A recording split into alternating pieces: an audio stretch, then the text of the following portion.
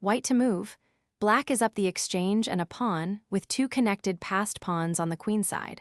Looks lost for white, but the bishop and king have a hidden trick that wins the rook outright. Both kings are central. White on d3, black on f3, only 2 files apart. That proximity is the key. Squares between the kings are forbidden territory.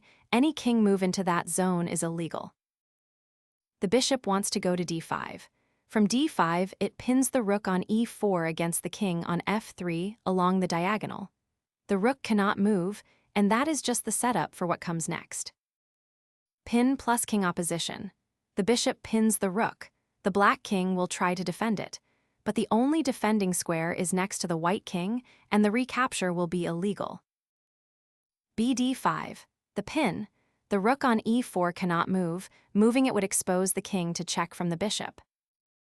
kf4. Forced. The king must step off the pin diagonal and defend the rook. kf4 is the only square that does both. Other king moves drop the rook for nothing. bxe4. The brilliancy. The bishop takes the rook even though the king on f4 looks like it defends e4. But kxe4 is illegal. The white king on d3 sits adjacent to e4. Two kings cannot stand next to each other. The defender is fictional. a3. Black gives up the bishop hunt and races the queenside pawns. But it is too late. The white bishop is everywhere, and the black pawns will be picked off. bd5. The bishop steps back out of the king's reach, eyeing both the queenside pawns and the long diagonals. b3. Black pushes the second passer, hoping to crash through.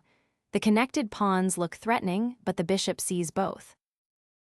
bxb3. The last bishop move and the move that finalizes the win. The bishop sweeps up the b-pawn. Look at what it does at once. It captures a free pawn, it defends the white a2 pawn from b3, and it permanently blockades the black pawn on a3. That pawn can never push past a2 and can never capture diagonally. Black is left with a king and one stranded pawn, while white has king plus bishop plus 2 pawns, completely winning. When two kings are within 2 squares of each other, the squares between them become forbidden. A piece can be defended by your king's mere proximity. Captures that look free are illegal. Always count opposition before evaluating a recapture.